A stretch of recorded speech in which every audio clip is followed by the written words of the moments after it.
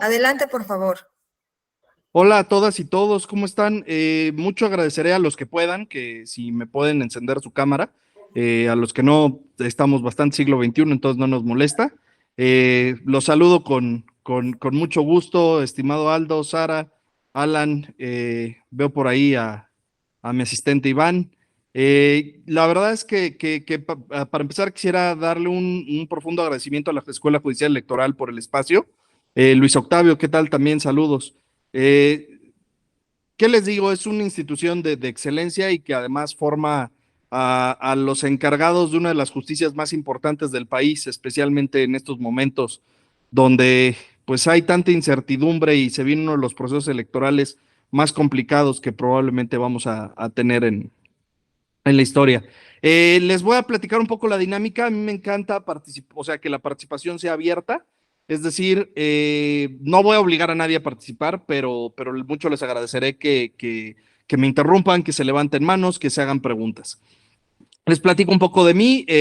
Soy profesor de Derecho en el TEC de Monterrey, tengo mi despacho, fungí como secretario técnico en esta legislatura de participación ciudadana en el Congreso de la Ciudad de México. He sido abogado general de varios consorcios y también me he desempeñado como profesor en instituciones como la UNAM, la propia Fiscalía de Justicia de la Ciudad de México y otros. Dicha y platicado esto, también soy profesor en el extranjero, soy profesor en la Universidad Andina Simón Bolívar y también profesor visitante en el Centro Garrigues. Entonces, algo más o menos bien haré. ¿Ustedes son del grupo de maestría o de doctorado? ¿O ninguno de los dos? Es capacitación específica. Sí, es un diplomado. Ah, padrísimo, padrísimo, padrísimo. Pues oigan, un poco el tema que me encargaron fue derechos humanos y argumentación. Y pues obviamente es un tema que tiene mucho que dar, pero también que tiene mucho que construir o que criticar. En principio, a mí me gustaría ir de lo más a lo menos. Y en principio tenemos que entender dos cosas. Uno, qué es la argumentación y qué son los derechos humanos. Ahora, hablar de derechos humanos, y creo que especialmente para ustedes es un tema que debe de estar pues ya prácticamente muy formado. Se refiere a un grupo de derechos mínimos que son fundamentales para que cualquier Estado pueda establecer un catálogo básico para sus nacionales y ciudadanos de cómo va a regularse. ¿A qué voy con un catálogo mínimo? Es decir, los derechos humanos normalmente encontramos, especialmente si hablamos de primera generación de derechos humanos, aquellos derechos mínimos para funcionar dentro de un entorno social, es decir, el derecho a la expresión, el derecho a la libertad, el derecho a la propiedad, el derecho al libre desarrollo de la personalidad. Y en un segundo punto empiezan a venir estos derechos a los famosos que llamamos DESCA, que son económicos, sociales, culturales y ambientales, donde también se tratan de derechos que nos permiten funcionar en una sociedad, pero ya en un panorama extensivo. A mí no me encanta este tema de las generaciones porque pareciera que unos son más importantes que otros, cuando en realidad, si atendemos a los principios de interdependencia e interrelación de los mismos, todos tienen una importancia y por alguna razón le llamamos fundamentales, especialmente aquellos que pertenecen ¿cómo se llama?, al bloque constitucional, y lo diferenciamos de esto. Ahora, hay muchas teorías, hay quien dice sí existen las generaciones, hay quien separa derechos fundamentales y derechos humanos. Aquí me voy a ir con el tema que ustedes quisieran y el que a ustedes les gustase, porque no es el objetivo principal de la clase el estudio del núcleo en sí mismo. Algo que sí quisiera discutir, a menos que ustedes quieran pasar inmediatamente a otro tema, es la naturaleza de estos derechos. A mí me parece que estos derechos son una categoría específica y muy importante de lo que es un derecho subjetivo. ¿Todos tienen claro aquí ya la definición de derecho subjetivo?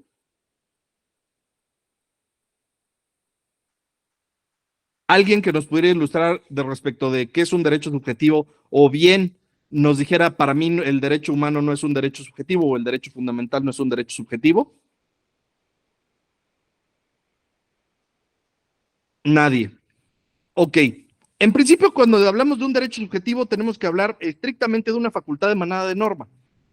Existe una norma construida bajo un proceso válido, formal y materialmente, eso sí me parece importante, donde esta norma establece una prerrogativa o la posibilidad de hacer una exigencia al Estado. Sí, los derechos nunca surgen de forma inmediata, siempre tiene que haber un garante o intermediario para que esto ocurra. Si yo quiero conducir, pues tengo que tener una licencia para poder conducir, ¿no? O un permiso para conducir. Esto lo hago a través del Estado. Si yo quiero celebrar un contrato de compraventa, el contrato de compraventa hasta en un OXXO, ¿quién lo valida? Pues las normas generales que el Estado emite para los contratos de compraventa. Podemos meternos más a la carnita, decir, oye, cuando voy al OXXO también interviene el SAT porque existe un acto fiscal, existe tal. Yo lo quiero que lo vean en términos muy, muy sencillos. Cualquier acción jurídica o cualquier evento jurídico está tutelado por el Estado. Y en esto, pues encontramos las dos grandes categorías que siempre salen en todas las clases formativas de derecho, de hechos y actos jurídicos, ¿no? Hay hechos, son cosas que acontecen en la realidad, pero cuando le damos significación en el derecho, se vuelve un hecho jurídico. Asimismo, tenemos manifestaciones de voluntad con base en normas jurídicas para producir consecuencias legales, a las que llamamos acto jurídico. De ahí creo que ni siquiera es un tema de discusión. La parte interesante es que todos los derechos están construidos bajo esta estructura, menos todos los derechos fundamentales están construidos bajo esta estructura donde existe una facultad emanada de la norma, un sujeto que le está exigiendo y alguien a quien se le opone.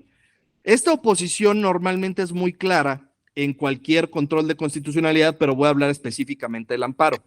Cuando ustedes promueven un amparo, ¿lo promueven en contra de quién? En términos generales. De una autoridad. Es así, una autoridad entendida ya no en el sentido de un organismo de gobierno, porque la jurisprudencia ha avanzado, sino que la entendemos como un sujeto que tiene una relación de suprasubordinación que afecta a la esfera jurídica de forma unilateral y que además, pues obviamente tiene un poder de negociación o un poder dentro de la relación jurídica que le permite hacer modificaciones sustanciales dentro de esa relación. Sabemos que hay excepciones, pero en términos generales sabemos que autoridades hoy por hoy también pueden ser privados o pueden ser entes públicos. A esto voy con lo que todo derecho fundamental solamente es, y este es el tema debatible porque hay quien dice, no, es que los catálogos de derecho también pueden ser aspiracionales. No, si hablamos en estricto sentido de un derecho, sí y solo sí existe un derecho subjetivo que puede ser exigible, este es derecho, si no es eso, buenas intenciones. Si yo no tengo a quien hacerle exigible cualquier tipo de derecho, el derecho del que ustedes me hablen, el derecho a la privacidad, a la vida, a lo que sea. Muy buen inicio de semana, Carlos. Pues no tenemos entonces una forma de poder exigir este derecho y entonces el derecho es letra muerta. La función útil del derecho es que el mismo se pueda reclamar. Ahora, en esto me voy a meter a un rollo que sí es teórico-filosófico y que voy a abordar con mucha mayor profundidad, derivado a que la mayoría de ustedes están en posgrados, que tiene que ver con la concepción del derecho.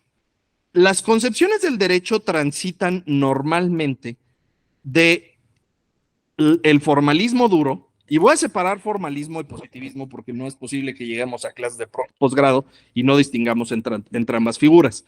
Entonces, va del formalismo duro a concepciones que pueden ser completamente relativistas del derecho, como lo es el justnaturalismo. Oye, ¿cómo que el justnaturalismo es relativista? Bueno, desde esta óptica que voy a estudiar, sí, ahí les va. Nosotros cuando construimos una concepción del derecho, podemos asumir que solamente lo que está escrito en una norma que cumple con un proceso de validez formal y material y se aplica, es derecho. Esa noción tiene muchísimos problemas y lo voy a decir, tiene un problema cognitivo. ¿A dónde voy con esto? Muchas veces se le dice, no es que el señor es positivista. No, el señor no es positivista, es un formalista duro. Si no está en la norma, dice, no lo aplico. Si no está en la norma, no existe para él. Si no está o si ve que está en la norma, lo aplica de manera mecánica. Este es un problema nosológico muy, muy, muy grave. Y les voy a decir por qué.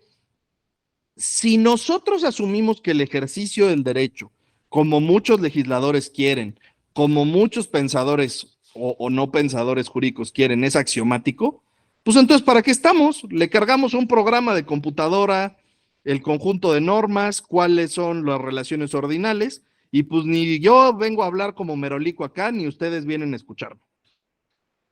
El derecho funcionaría con base en cargar variables y la máquina nos diera las respuestas. Y es un mundo ideal, porque además, pues no habría corrupción, a menos que le metieras ahí manita al programador de esa máquina, que en los hechos es lo que pasa, ¿eh? En los hechos, esta es una máquina muy particular con reglas especiales. Pero ¿cuál es el problema de asumir que este corte formalista del derecho? Pues efectivamente el primer problema lo tenemos nosotros, donde si nosotros no realizamos un análisis hermenéutico de la norma, pues entonces ¿para qué estamos? Si existe un aplicador automático, no tendría sentido que existiéramos las y los abogados, las y los funcionarios públicos. Estaríamos ante un problema de orden estructural muy grande. Viene un paso adelante. Ahora sí, ¿qué es un positivista? Bueno, lo que pasa es que si nosotros atendemos a los dos grandes constructores del positivismo moderno, que serían H.L. Hart y Hans Kelsen, y no a lo que nos dice García Maínez, que dijo Kelsen, sino a lo que Kelsen establece, Kelsen dice, vamos a generar una, y esta es la parte importante, una metodología del estudio y análisis del derecho. No dice, oigan, ¿saben qué? Cuando vayan a la carrera no pelen la ciencia política, no pelen la biología, no pelen la medicina, no pelen las ciencias políticas, no pelen la economía. Nunca dijo eso. Ustedes pueden revisar y no se vayan a la teoría por el derecho. A mí me parece un texto bastante rudo y aburrido. Si ustedes revisan la teoría del derecho y del Estado de Hans Kelsen, que es un texto bastante más didáctico, Kelsen dice, lo que yo estoy pretendiendo hacer es construir una metodología de la ciencia. Y mi metodología de la ciencia no quiere decir no hagamos caso de eso, sino digamos cómo estudiar al derecho de una forma pura, libre de otros elementos. Entonces, al momento de construir estas nociones, Kelsen llega a esta conclusión validísima y absoluta donde dice, la unidad básica que mide al derecho es una norma. El derecho son normas. ¿Qué normas? Bueno, son normas jurídicas. ¿Qué diferencia tiene una norma jurídica con otra norma jurídica? Es la capacidad de estar dotado de eficacia reforzada. ¿Esto qué quiere decir? Pues bueno, que si me porto mal me dan zape, ¿no? ¿Y quién me da el zape? Pues me lo da un aparato del Estado que tiene la legitimación para construir este proceso. Esto que es una conclusión que podría parecer de lo más sencilla, pues tarda mucho tiempo porque durante muchos años las escuelas naturalistas y las escuelas realistas no tenían muy claro cómo hacer esta separación. De hecho, los realistas, en algún sentido, muchos, los que son muy recalcitrantes, por ahí tienen a un par, entre ellos al propio doctor José Ramón Narváez, no separan a la norma jurídica de la connotación y carga de los eventos sociales que tiene. Entonces, en ese paso medio del positivismo, aparecen las escuelas realistas, dentro de las cuales yo me adscribo. Pero en el realismo se rompen géneros. Aquí no vamos a hablar del realismo de Alf Ross y todos los realismos escandinavos, porque les tengo una muy mala noticia. No es realismo, es psicología aplicada al derecho y eso no puede ser considerado como tal. Cuando hablamos de realismo de a de veras, estamos hablando de las escuelas establecidas por el juez Oliver Wendell Holmes, que por cierto tuvo muchos estudios en Inglaterra y que aprendió y criticó mucho la teoría de Herbert Hart. ¿Qué pasa con esto? Ellos dicen, oye, ¿sabes qué? Pues no, fíjate que todo esto está muy bien, todo este estudio está muy bien, pero el estudiar de forma aislada el derecho, que es la crítica que yo les vengo a hacer aquí, tiene un problema también metodológico, porque estamos dejando afuera que el derecho es una praxis. Y discúlpenme, pero fundamentalmente el derecho es una praxis. Es abogado el que está en el tribunal, es abogado el que está abogando, es abogado el que realiza funciones legislativas, pero es abogado el que practica el derecho. Si no practicas el derecho, eso no quiere decir que no lo sepas. Puede ser que seas un investigador, puede que seas un científico del derecho, y tu función es una de deconstrucción y de crítica o de descripción y crítica dentro del sistema jurídico. Pero los funcionarios, las funcionarias, los abogados, las abogadas, somos los que vivimos el derecho. Es más, viven el derecho también personas que tradicionalmente están asociadas a nuestra carrera, ¿no? Las secretarias, los contadores, ellos viven también esta praxis del derecho. Y el derecho vivo, como le llaman algunos autores, pues se basa profundamente en también entender cómo nosotros lo interpretamos. Y viene un primer ejercicio que creo que les pueda resultar divertido. Voy a hablar de la carga probatoria de, para ustedes, honorables funcionarios, estudiantes, ¿cuál es la prueba que debe de tener más peso dentro de un juicio?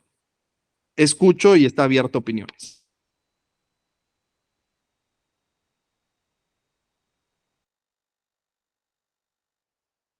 Tengo ahí a Luis Octavio, por favor, Luis Octavio. Sí, podría ser documental pública. ¿Ok? ¿Por qué? Perdón, primero, buenos días. No, buenos días, adelante. Bueno, pues pues está realizada, digamos, conforme a un estándar que cumple ciertos requisitos. Tiene, por ejemplo, si está realizada por una autoridad, dependiendo, puede ser, inclusive puede estar escrita en el registro público, lo que le da publicidad. Efectivamente. O sea, cumple un estándar, es a lo que me refiero. Aquí, Sí, aquí ya vimos varios elementos y advertimos. Es la documental pública, tiene un proceso de creación específico, tiene además ciertas garantías que permiten darle validez a la prueba. Quiero preguntarte, Luis Octavio, para ti, ¿cuál es la que menos vale?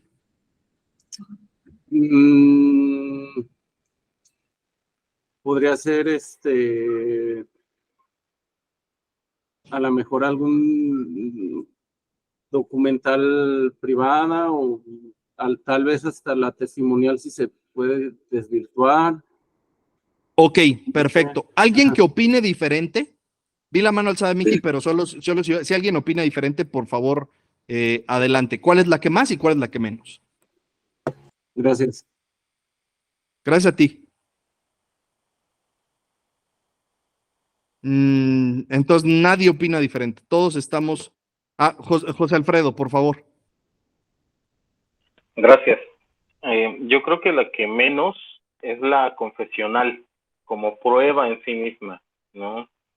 Creo que la gente a veces no comprende los efectos de sus actos y se expresan así de una forma muy coloquial, ¿no? Y a veces el coloquio es mal interpretado por el derecho y por los aplicadores del derecho. Esa es la menos fuerte desde mi punto de vista, la confesional. La más fuerte, a pesar de que es en el mismo sentido que el compañero Luis Octavio, yo diría que no es la documental pública, es la documental en sí misma. La documental, no, sin importar que sea público o privada, un documento. O sea, por ejemplo, un video, ¿no? Por ejemplo, pues en el sentido amplio de la palabra documento, ¿no? Porque a veces también como abogados nos vamos a un papel, ¿no? Un papel notariado. Entonces, no, en el sentido amplio de la palabra documento, yo creo que la más objetiva es la documental, la más fuerte, y la menos, pues la confesional. Gracias. No, pues excelente, y es justo a lo que quería llegar. Voy a hacer una pausa de esto y voy a ponerles un planteamiento. Es una cosa bien tonta, pero normalmente mis ejemplos busco que sean lo más tonto posibles para poder poner un caso. Les voy a platicar algo y espero que me pongan mucha atención. El día de hoy, en la mañana, pasó un camión y venía circulando a exceso de velocidad. El camión golpea a una persona y lo priva de la vida. Con eso termino mi exposición. ¿Alguien me puede resumir qué pasó? Más sencillo de lo que acabo de explicar, alguien que me lo resuma muy sencillo, no oración o menos. Homicidio. Ocurrió un homicidio, pero ¿qué es eso? En coloquial. Que alguien priva de la vida a otro. Alguien privó de la vida a otro. Atropellamiento. Okay. Eso, Carlos. ¿Qué pasó ahí, Carlos? Así, no nada más la frase. ¿Qué pasó? Dime en una oración qué pasó. Bueno, fue un accidente vial, descuido del conductor o el peatón cruzó de manera inadecuada, imprudente y sucedió un accidente, un atropellado, llamémosle así. Ok, Ok, esta me gustó y me gustó la del tema del homicidio, alguien privó de la vida. Ahora les voy, ¿alguien de aquí tiene por lengua originaria el inglés o es muy bueno su inglés? No estamos para exhibir a nadie, solamente aquí es con voluntario. Nadie todavía se siente con ese poder de TOEFL. Bueno, ¿cómo creen que hubiera dicho un americano, si no les gusta la palabra, un estadounidense, un inglés, cómo creen que hubiera descrito esto?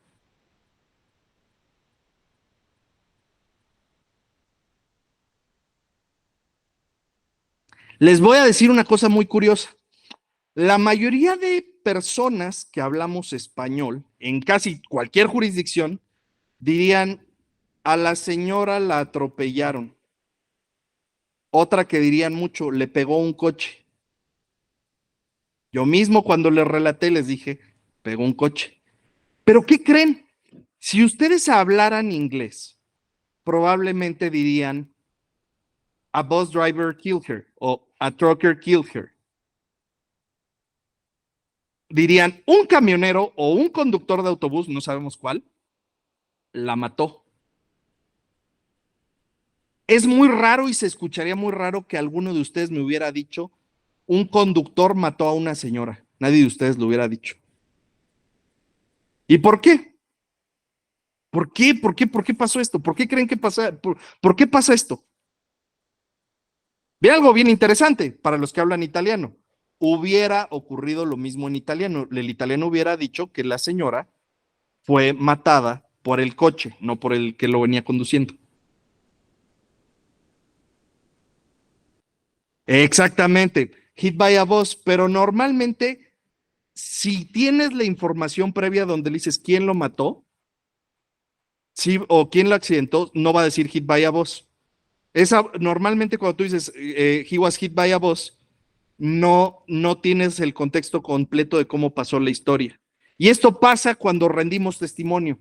Nosotros tenemos mayor responsabilidad o mayor problema para atribuir la responsabilidad de forma subjetiva en nuestro idioma. Es un tema cultural, es como lo concebimos. Ahora les voy a poner un caso bien divertido. El caso García Luna. Aquí no estamos para politizar, pero invariablemente vamos a llegar ahí. Caso García Luna en Estados Unidos. ¿Qué decían los grandes sabiondos del derecho mexicano del caso de García Luna? ¿Alguien vio los análisis que hicieron algunos expertos de Luis Octavio? Por favor, adelante. Bueno, no es que haya visto análisis, sino que por ahí vi algunas cosas, por ejemplo, decían que era inocente, o sea, que no había nada porque eran nada más testimoniales de algunos, pues sí, personas que él había detenido, era todo lo que había, entonces decían que iba a salir.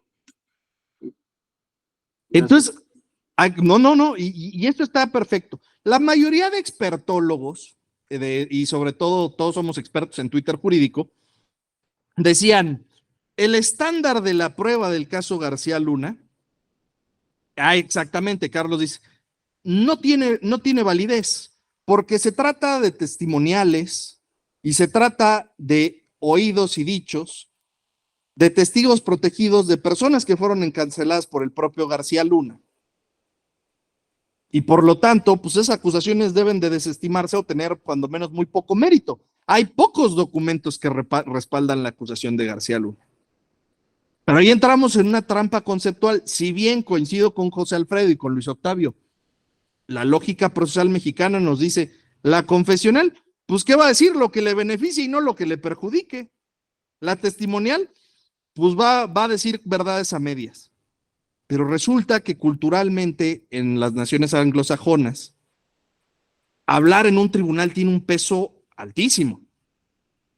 Altísimo. Es más, mentir en un tribunal es causa de perjurio. Eso ha costado hasta presidencias en Estados Unidos. Ahí vemos el tema de, por ejemplo, de Nixon, ¿no? Nixon tuvo que salir como presidente porque había mentido en un tribunal. Conducta que entra como un felony, que es el tipo más grave de delitos en la, digamos, en la tipificación y grados. Tenemos los misdemeanor, crime, felony. Entonces, vean ustedes cómo, en el caso de García Luna, ¿qué es lo que sucede que nosotros no hacemos? Efectivamente, está primero el tema de rendir juramento, que nosotros podríamos equipararlo como protesta de decir verdad. Pero si yo abro una carpeta de investigación por una mentira dicha en un juicio, aquí en México, discúlpenme, la posibilidad de que eso ¿cómo se llama? Se judicialice es baja, casi nula. Baja casi, o sea, son asuntos a los que la fiscalía, es más, la propia fiscalía dice, güey, ahorita no me vengas a dar lata con esto. No, todo el mundo miente todo el tiempo. Es un valor aceptado en la jurisprudencia mexicana, en el pensamiento jurídico mexicano, que todos somos mentirosos, todas y todos somos mentirosos.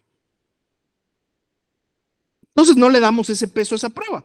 Sin embargo, unos kilómetros más al norte, esa prueba pesa todo.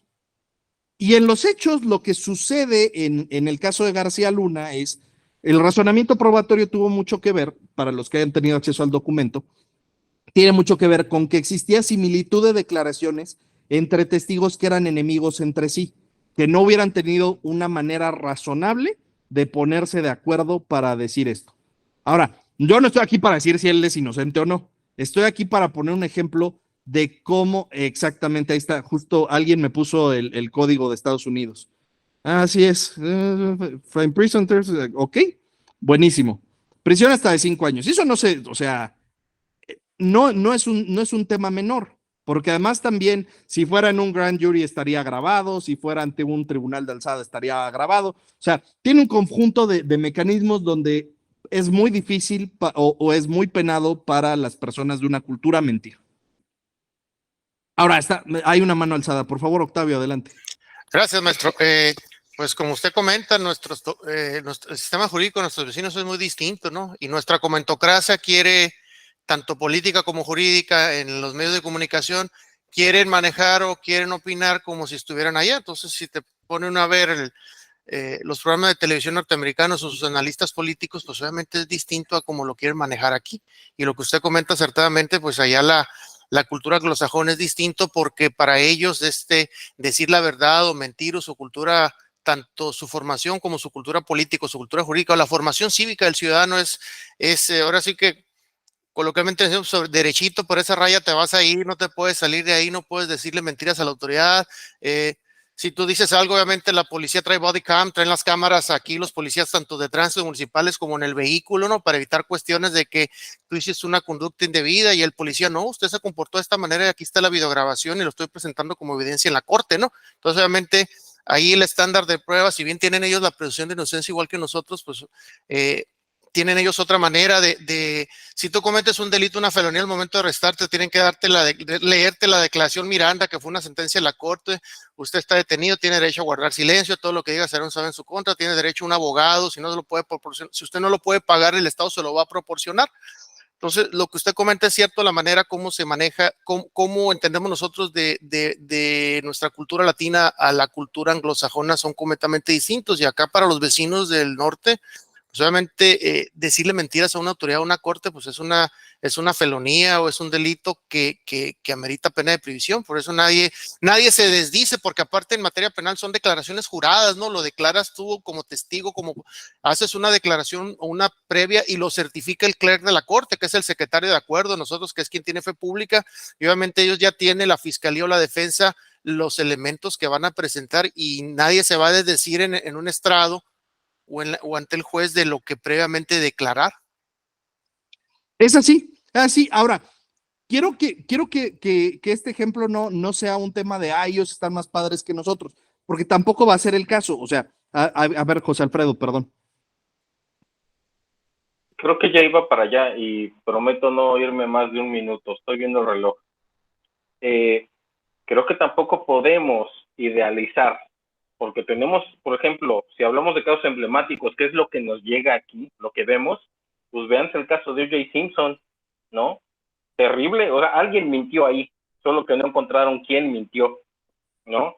Alguien mintió ahí, sin duda, en el caso de O.J. Simpson. No, una aclaración, ¿por qué no juramos? Porque estamos también muy emocionados con que juren, ¿no? Bueno, pues se lo debemos a nuestra tradición jurídica, devenida en el caso del juramento desde Juárez. Protestamos esa protesta es lo antes jurábamos, de hecho jurábamos igual, también hacíamos juramento de decir verdad, pero como nuestra tradición jurídica se desapegó por laicidad de esa cuestión de jurar, pues protestamos. Y también la protesta se certifica y un secretario señala que tú protestaste, decir verdad y manifestaste. O sea, no, creo que en ese aspecto no hay algo extraordinario en los Estados Unidos, ¿no? Nada más, gracias. No, y justo a eso voy. A ver, la clase no se trata de hacer sistemas jurídicos comparados y decir este funciona más. Al final del día, justo a eso voy. Estados Unidos es un país que hoy por hoy tiene un caso de corrupción gravísimo, tiene usos facciosos de fiscalía, tiene, o sea, yo sí me tomaría con una pizca de sal lo que acabo de afirmar. Quiero que se queden justo en la parte del razonamiento probatorio. No porque ellos le den mucho peso a la confesional, su sistema está mejor. Ese es lo primero que quiero que quede claro en la sesión. Lo que sí quiero que se ponga de relieve y el punto a donde yo quiero que esté la atención de ustedes es ¿por qué más peso a una y no a otra? Porque les voy a decir ahora a sentido contrario. Oigan, qué maravillosa garantía de seguridad la que nos dijo José Alfredo y la que nos dijo Octavio, que el documento que más pese es un documento emitido por el Estado, con fe pública, con fecha cierta, cumple con requisitos procesales. Ese es un estándar de prueba alto, ¿eh? La documental, en cualquiera de sus versiones, es un estándar de prueba muy alto. Y no necesariamente quiere decir que nosotros es que estemos también mejor que ellos o no, porque también habrá mucho que rescatar del sistema jurídico mexicano. Pero sí, por ejemplo, se trata que apreciativamente nosotros le damos más peso a la garantía de seguridad jurídica. Es decir, para el mexicano es más importante que se cumplan ciertos mecanismos de garantía antes que alguien se vaya a la cárcel, antes que alguien sea sancionado, antes que alguien sea sentenciado. Qué interesante, fíjense. Porque al final del día, si ustedes preguntaran cuál es la garantía por excelencia que tuviera que mantener un sistema anglosajón, van a ver que tiene que ver mucho con el orden. A nosotros nos preocupa un poco menos el orden, pero nos preocupa todo la seguridad. A la hora de proyectar una sentencia, se proyecta viendo que se agoten todos los argumentos de derecho, que se agoten todas las pruebas, que sea exhaustiva. Es un principio, la exhaustividad y la congruencia son principios que componen las sentencias en el sistema jurídico mexicano. Esto nos lleva a tener documentotes, ¿no? Una sentencia bien argumentada son cosas enormes. Y además, por ejemplo, fíjense algo bien interesante. Si yo estuviera, discúlpenme.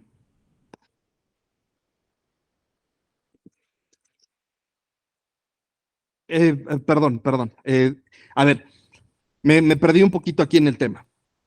Estábamos hablando del tema de las pruebas y el peso que nosotros le damos y cómo nosotros, por ejemplo, privilegiamos la seguridad respecto del orden. No sé en qué me quedé exactamente porque soy medio disperso, pero el hecho aquí es el siguiente.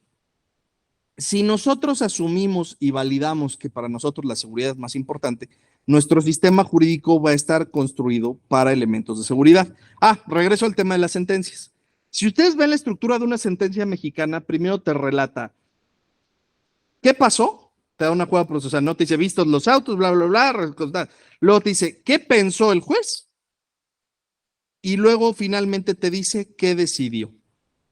Al final incluso lo certifica, ¿no? Así lo proveyó, fecha tal, firmas de los magistrados, firmas de los jueces, firma de la autoridad emisora, sale publicado en el boletín. Una sentencia, ahora me voy a otro país, también con sus muchos problemas. Una sentencia del Tribunal Constitucional Alemán, o cualquier sentencia alemana. ¿Alguien ha visto una sentencia traducida? ¿Han visto el orden que tiene esa sentencia? Bueno, si no lo han visto, cualquier sentencia del tribunal alemán te dice primero qué resolvió. Te dice, tienes, decidí que tal o cual, y después te dice por qué. Después te da una relatoría de cuáles son los argumentos de hecho y de derecho que llegaron a construir esa decisión. ¿Es menos sentencia la nuestra que la del tribunal alemán o es más sentencia la del tribunal alemán? hacen exactamente lo mismo. Se trata de una norma jurídica individualizada, produce efectos de acuerdo con el tribunal emisor. ¿Qué cambió? Cambió la estructura lógica en la que se pone la sentencia. Nosotros culturalmente, ahora sí voy a hablar de México. En México nos cuesta mucho trabajo decir no. Nos cuesta muchísimo trabajo decir no. Y es una realidad, ¿no? O sea, si te invitan a una fiesta y te dicen, oye, ¿sabes qué? ¿Verdad? Si vas a decir que no, normalmente no dices que no, dices, deja ver si llego, chance si llego, ¿no? Si a una mujer le invita a salir un güey que no le gusta, le dice, estoy ocupada, lo vemos para después. Dentro de una misma cultura de habla hispana, una perfectamente antagónica a la nuestra, como son los argentinos, si tú le dices a un argentino, oye tal, y te dicen no, y te dicen no de la manera más burda, a nosotros, en términos generales, nos parece grosera la cultura argentina. No, decimos, estos estereotipos son muy mamones, son muy majaderos. Nos nosotros tenemos mucha dificultad para decir que no.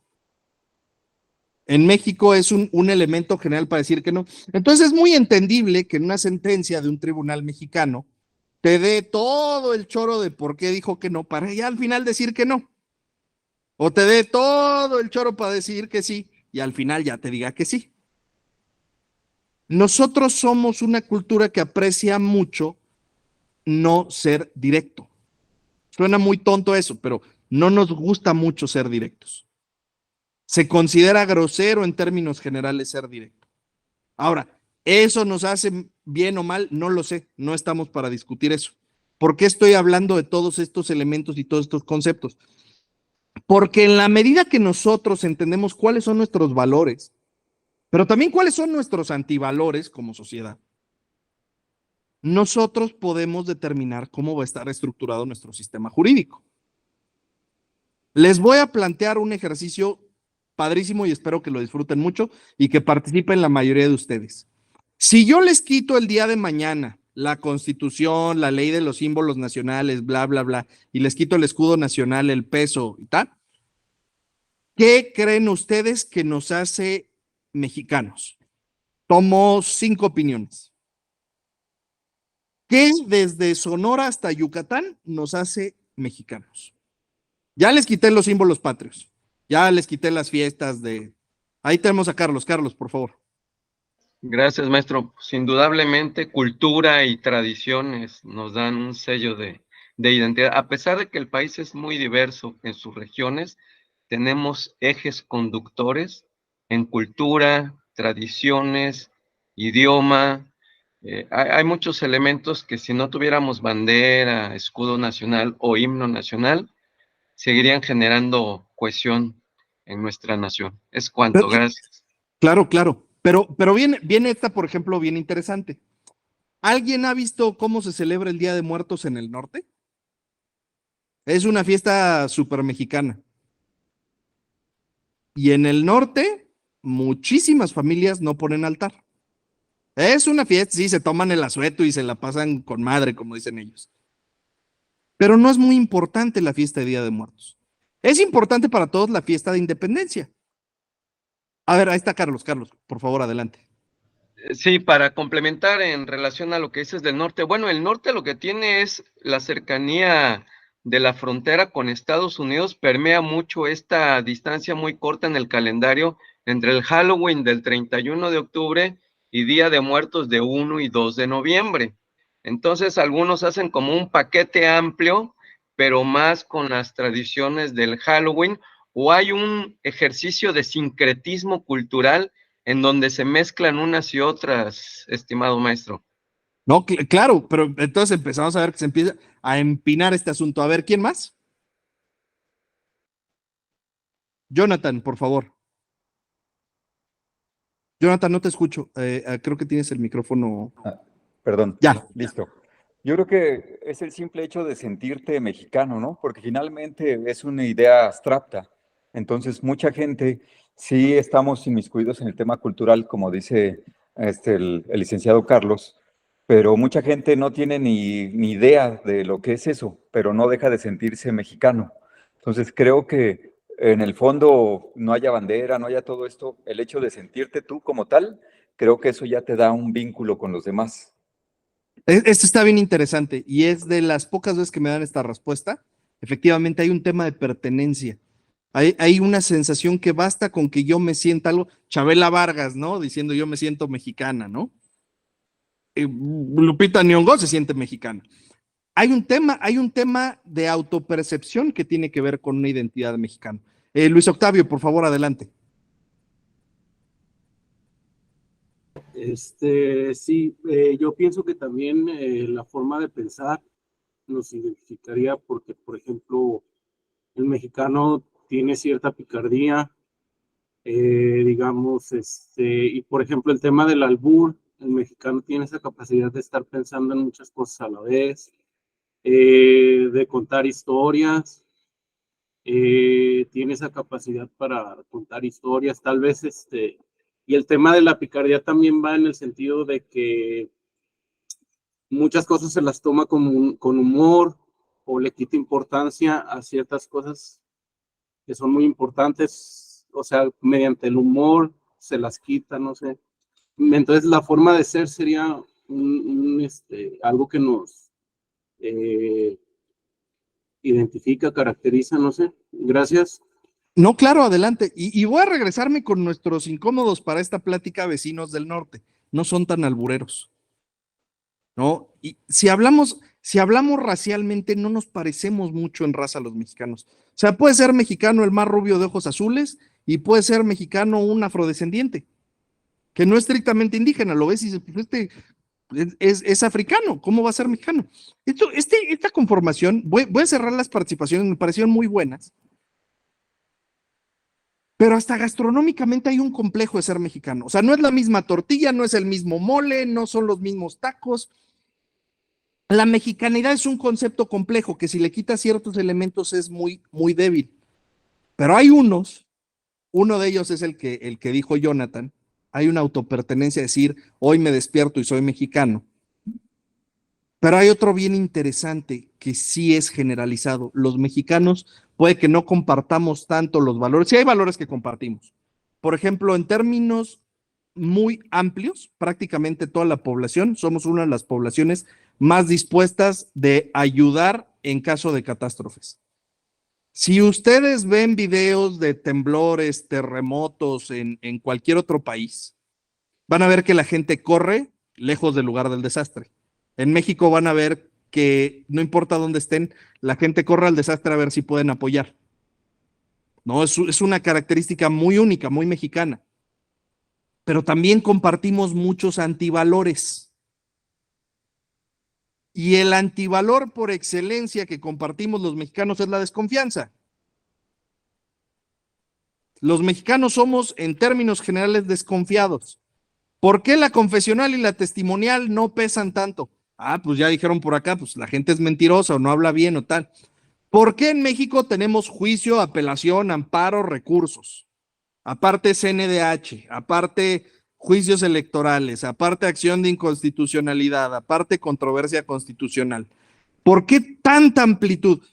A veces, es más, voy a materia administrativa, puedo agotar el recurso, puedo irme al juicio de nulidad, susceptible de apelación, susceptible de amparo. ¿Por qué? ¿Por qué todo esté armado? Pues por una razón muy sencilla.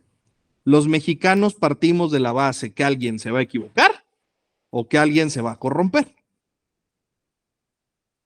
Aldo Efraín, por favor.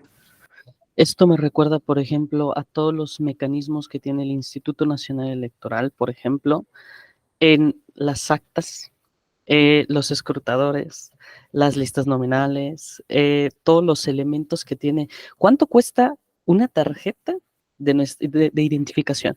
O sea, si tú lo comparas con otros países como puede ser Colombia, como puede ser Estados Unidos, en América Latina, que es donde más nos parecemos, los mecanismos todavía son mucho más simples. Y es lo que yo le decía, por ejemplo, a compañeros que tengo dentro de otros países, aquí latinoamericanos, de decir, me dicen, es que solo vamos y votamos y ya. ¿no?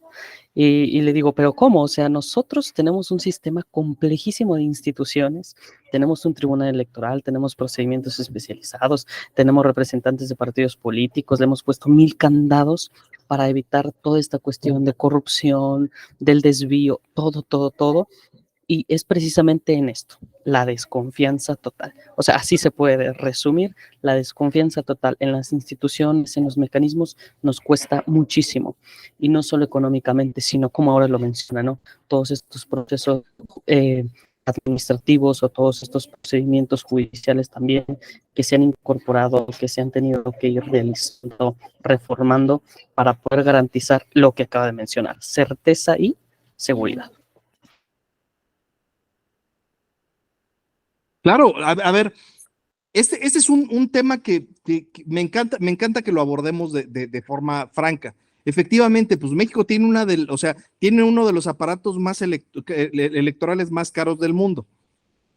Eso no es es que esa no debería de ser la discusión, ¿no? La discusión pública, ahí hay una discusión pública que tampoco vamos a politizar, porque no es el sentido de la plática, pero efectivamente, me quedo con lo que dice Aldo. Oye, tenemos todo este sistema con observadores, con contralores, con ciudadanía, con representantes de los partidos, con órgano autónomo, con un tribunal como árbitro de estas decisiones. ¿Por qué? Bueno, nuestra conformación histórica de venir de un sistema de partido único, de un sistema donde ocurrían muchos atropellos electorales, se ha sofisticado muchísimo. No duden, por ejemplo, y se los digo, cuando regrese el Partido Republicano, que probablemente va a regresar a Estados Unidos, una de las primeras cosas que van a empezar a poner candados en su sistema electoral.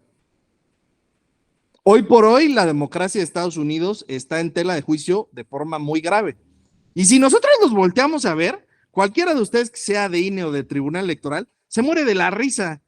Dice, no hombre, o sea, estos están en pañales comparado con lo que nosotros tenemos. En México, hacer la mapachada hoy ya es ciencia fina, con despacho, asesor y todo. Porque necesitas conocer el sistema electoral para poder entrar a siquiera moverle algo. Es un sistema muy sólido. Sobrevive a lo que sea, sobrevive hasta embates del Poder Ejecutivo Federal y el Legislativo a la vez. Abusados, ¿no? O sea, yo esto no digo tampoco, y voy a ser bien claro que esto esté padrísimo, que esté mal, es que así funciona, porque así la historia hizo que trabajara el INE y el Tribunal Electoral. Se fortalecieron de tal manera que hoy por hoy están consolidados, pero bajo la base que tocamos con Aldo. Pues hay una base de desconfianza para producir todas estas cosas. Ya platicado todo esto, pues viene la pregunta interesante. ¿Nosotros qué hacemos? Pues lo que conocemos. ¿A qué voy con esto? Si las hormigas tuvieran Dios, ¿cómo creen que se lo imaginarían? Pues con cara de hormiga, probablemente. Y si nosotros tenemos un conjunto de valores y antivalores que nos forman como mexicanos, ¿cómo imaginamos el sistema jurídico? Pues con los valores y antivalores que son importantes para los mexicanos. En ningún sistema jurídico van a ver, porque son catálogos de intenciones buenas, que diga la desconfianza es nuestro valor. Pues no. Pero nuestra cultura va a estar reflejada en todo eso. Hago otra vez el ejemplo de los vecinos del norte. Su valor más importante, ellos dicen que es la libertad. No, la libertad, y se atascan la boca de libertad. ¿Cuál es el valor real del sistema jurídico de los Estados Unidos? El valor más importante. ¿Quién se le ocurre? ¿De veras es la libertad? No, es el dinero. Es un sistema que el valor más alto, el primer lugar de la pirámide es el dinero. Porque si ustedes ven, por ejemplo, no sé si conozcan los motociclistas que van con sus grupos de motociclistas, iban por las carreteras, iban sin casco. Llegaba la autoridad de vías, fuera la policía estatal, la policía del condado o la que ustedes me dijeran, oye, ¿sabes qué? Vienes manejando sin casco, ahí está tu multa. Iban, presentaban habeas corpus y durante mucho tiempo decían, oye, no, pues es que andar en motocicleta es parte del estilo de libertad y de identidad de Estados Unidos, ¿no? La motocicleta Harley Davidson, hay una cultura de motociclismo, muy propia además de ellos. Y durante mucho tiempo los jueces compraron ese argumento de decir, no, pues efectivamente hay una expresión de libertad al usar la moto, bla, bla, bla. Y llega un fiscal bien vivo y dice, sí, padrísimo todo, pero ¿sabes qué? Cada que un cuate de estos se embarra los sesos, le cuesta $, a la federación. Y le cuesta $, al estado que tiene que limpiar la vía, la intersección. Y en ese momento se acabó el argumento de la libertad. Ahorita me acuerdo cómo se llama el presidente, se los juro que me voy a acordar. Ahora, el tema del derecho al aborto, ¿no? Esta reversión de Roe versus Wade, les puede gustar, les puede no gustar. ¿Desde dónde estaba discutido? ¿Desde el derecho de la mujer a su libre decisión contra el derecho a la vida de los que son pro vida? La discusión originaria era si existía una prerrogativa de los estados para regular en esa materia, sí o no. El overturn que acaba de ocurrir hace apenas un año, porque justo es un año de la reversión de la decisión, tenía que ver con devolverle a los estados la facultad de legislar en la materia. Y a partir de esa devolución, los estados unos decidieron si abortar o no abortar. ¿De qué dependía mucho? Pues también de cómo está su sistema económico. ¿Por qué? Porque en el fondo también la Suprema Corte de Justicia dijo, bueno, es que es un gasto que está absorbiendo la federación cuando es algo que le tiene que tocar a los estados, no los que eran tan buenos. Fue como, ahí están. Fiscalmente tenían que recordar que el sistema de los Estados Unidos sí es una federación, por lo tanto la primacía de los estados está por encima de la federación, que es residual. Hecho todo este paso y todo este recorrido, el resumen es, nosotros construimos a partir de quienes somos. Nuestro sistema legal es una construcción a partir de nuestra identidad. Y entonces, nuestro sistema jurídico es un sistema que ya dijimos es de derechos humanos y son derechos subjetivos que pueden ser exigibles. Ahora sí, ¿cómo vinculamos esta argumentación o cómo argumentamos hacia los derechos humanos? Pues en principio, dependiendo con quién ustedes comulguen y se la pasen, van a entender la argumentación como un ejercicio científico de ponderación, la argumentación como un ejercicio persuasorio, disuasorio, o la argumentación en sentido retórico como con valor retórico.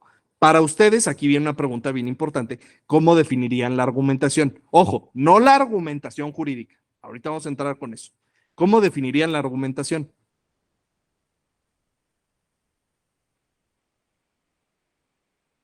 ¿Quién se anima?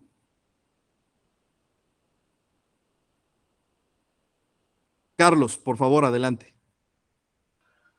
Gracias, maestro. Pues como un proceso de persuasión en donde te vales de tus razones, de tus exposiciones, de tus habilidades para persuadir a las otras partes de tus razones, de tus verdades. Lo veo como un proceso de convencimiento del otro.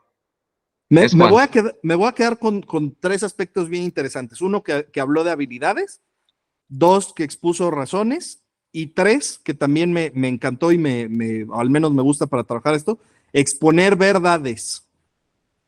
¿Quién tendría una opinión distinta? A ver, no estoy diciendo ni mejor ni peor, distinta. ¿Quién dice, para mí no es esto?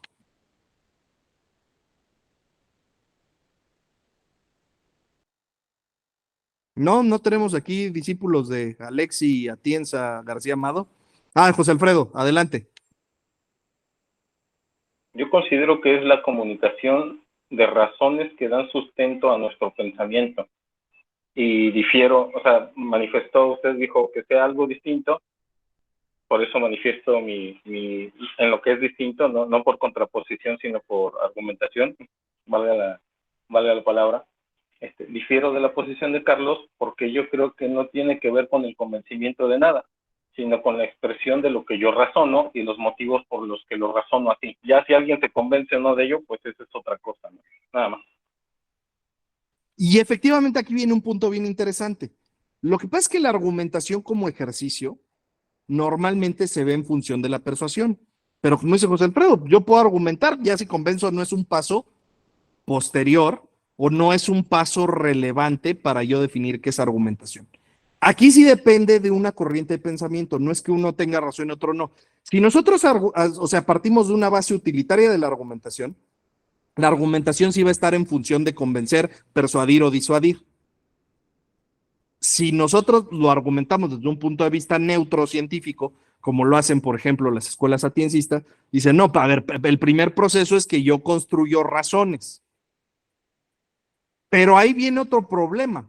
Hay un problema que es propio de los que criticamos las corrientes de pensamiento derivadas yo les llamaría habermasianas, porque es Jürgen Habermas el que construye estas nociones. Yo creo que no nada más nos quedamos en un tema argumentativo racional. Yo creo que muchas veces se deja de lado que muchos argumentos son emotivos. Y el argumento emotivo se tiene que estudiar, porque a final de cuentas sí es una herramienta de percepción. ¿Cuántas veces no pasa en casa que dices, ay, pobrecito mi hijo, le voy a dar permiso? No tiene razón, pero bueno, pobrecito. Oye, me hizo una demanda mediocre. Pero bueno, es que si no bueno, ay, le vamos a dar chance. O cuando alguien llega, y hoy por hoy además es un discurso bien interesante.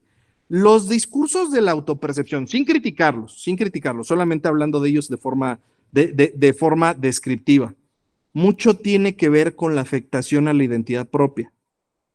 Oye, pues es que afectaste mi dignidad porque no me dijiste ella o ella. ¿Qué está afectando? A ver, ¿lo golpeó? No, lo afectó en su autopercepción, lo afectó emocionalmente. Es un argumento de construcción emotiva. Habrá quien diga, bueno, es que el hecho de que tú no percibas una persona trans de acuerdo con estos parámetros, bla, bla, bla, también es violatorio de derechos humanos. Sí, pero la razón prima facie para que exista todos estos cuerpos normativos es un tema de autopercepción, donde si tú irrumpes de forma reiterada, ¿cómo se llama? Estás afectando en su psique a una persona. Hay muchas argumentaciones hoy por hoy que tienen una carga emotiva, no por eso no es válida. Nosotros venimos de una tradición racionalista, donde especialmente a los abogados nos piden que los abogados tenemos que ser la razón absoluta. Y todos ustedes, jueces, juezas, y secretarios, secretarias, son como monjes que no tienen opiniones, son imparciales al full y bla, bla, bla. Discúlpenme, es que eso no puede ser. Eso no puede ser. No voy a hablar de la materia electoral porque la materia electoral tiene unas reglas de juego un poquito más restringidas para el ejercicio que voy a poner. Pero ¿a poco creen que, por ejemplo, un juez penal, y aquí sí vamos a jugar con esto, en probabilidad, porque quiero que asuman los estereotipos, un juez penal egresado del Tecnológico de Monterrey, lo ponen a juzgar con perspectiva de género, es uno del TEC de Monterrey, como aquí mi asistente Miji, buena chamba, una familia clase media, probablemente blanco, va a juzgar con perspectiva de género de la misma forma que una jueza en materia penal que tuviera una procedencia de pensamiento de izquierda, escuela pública, escasos recursos, probablemente víctima de la violencia de género. No lo va a hacer igual, probablemente. Ojo, porque si nosotros asumimos que generalizando el mundo se va a arreglar, pues eso tampoco es correcto. A lo mejor Miji se pone a estudiar y es tan bueno como la otra jueza. Pero la prioridad que le damos probablemente sea distinta. De nuevo, uno construye a partir de sus percepciones. Alguien que conoce la violencia de género, alguien que sus seres queridos han sufrido la violencia de género, tiene mayor probabilidad de darle seriedad o de sancionar de forma más grave este tipo de conductas. Yo, por ejemplo, en el Congreso hablaba, es más importante la iniciativa que mejora y agiliza los procesos para constitución de empresas, que pone un legislador, por poner un estereotipo, del PAN, contra una legislación que protege y tutela derechos de los pueblos originarios, puesta por una diputada de Morena.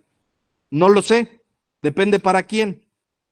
Probablemente si soy indígena o si estoy metido en el tema, me sea mucho más importante esta legislación. Si soy empresario, me es importante la otra. Lo que pasa es que no cuestionamos nuestras escalas de valores en términos reales. No, a lo mejor quien dice, oye, ¿sabes qué? Esta ley para trans no urge, hay gente sin comer. Bueno, para la persona trans es bien importante, pues para eso funcionan los congresos, para la representatividad.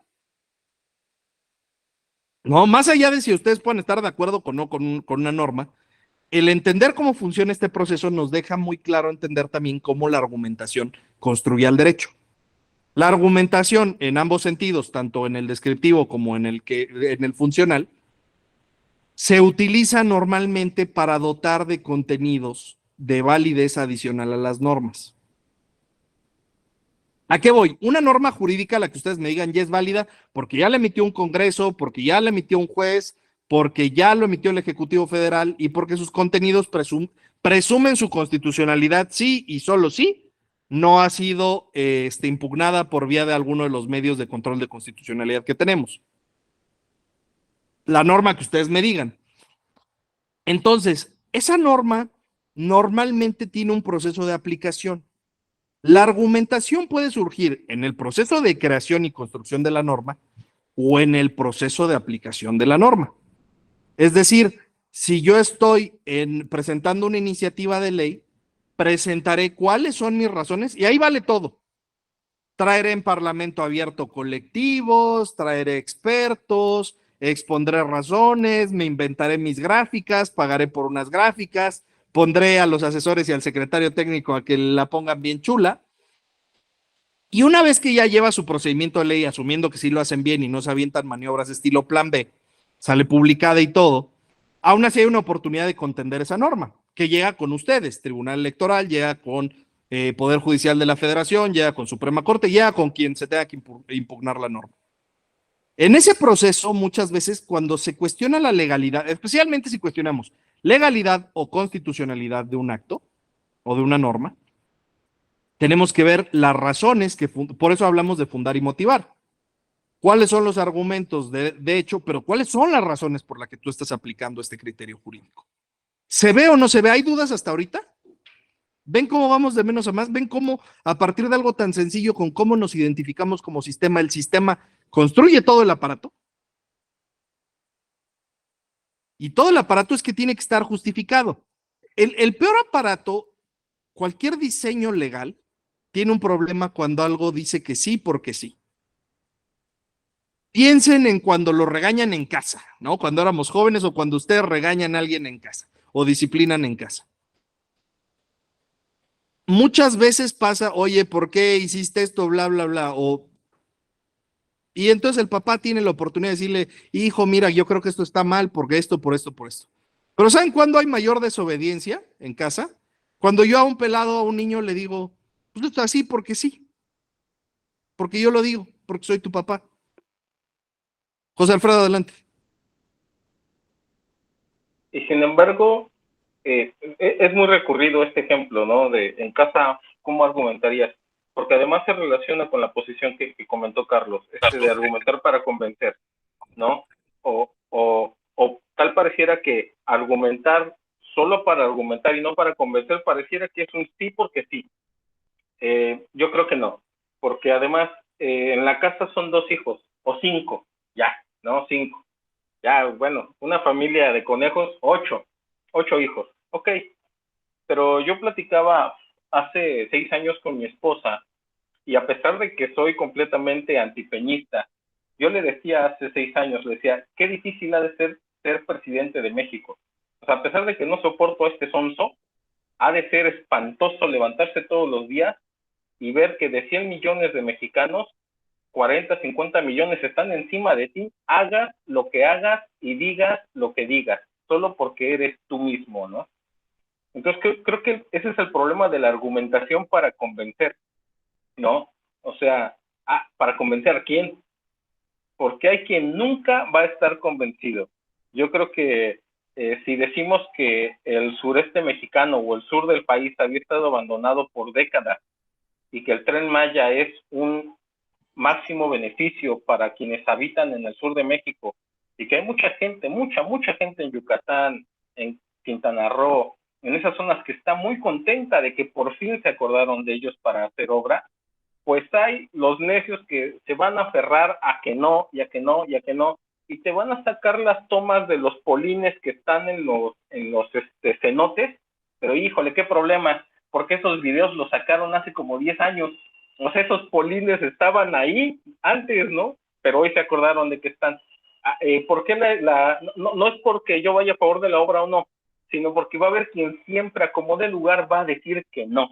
Y entonces es ahí donde entra el argumentar de forma sólida, pero sin el objetivo de convencer a alguien, ¿no? Ahí está argumentado sólidamente, razonado.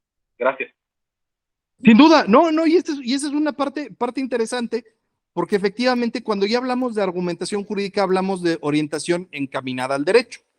Y en este caso, el argumentar sine qua non sí conlleva un propósito, es decir, el propósito de persuadir, el de informar o el de disuadir. Y eso pues, es complejísimo. ¿Por qué? Porque construir, les digo, volvemos al ejemplo de la familia. Yo construyo razones a partir de porque soy tu papá y porque yo lo digo. Es difícil, es difícil. Oye, y me llamaba mucho la atención, ¿no? Estos ejemplos, tuve alguna vez un alumno que era gay y el alumno habló con sus papás para exponerles que era gay. No, aquí no voy a decir si eso está bien o está mal porque no es una clase de opiniones morales. Pero los papás le dijeron que eso estaba mal. Oye, ¿pero por qué está mal que sea yo gay? No, les preguntó eso. ¿Y por qué está mal que sea yo gay? Y los papás le dijeron, porque sí, porque está mal, eso es una cochinada. Así le dijeron, ¿eh? O sea, esto es lo que dijeron los papás. Y es un ejemplo que además tengo permiso de presentar en clase. Un argumento que es pobre normalmente tiene que recurrir a falacias para construirse. Efectivamente, como dijo José Alfredo, ¿a partir de dónde está el argumento en contra? Pues de eventos que pasaron hace 10 años, porque no tengo razones sustanciales para poder construir este tema. Entonces, denme un segundo.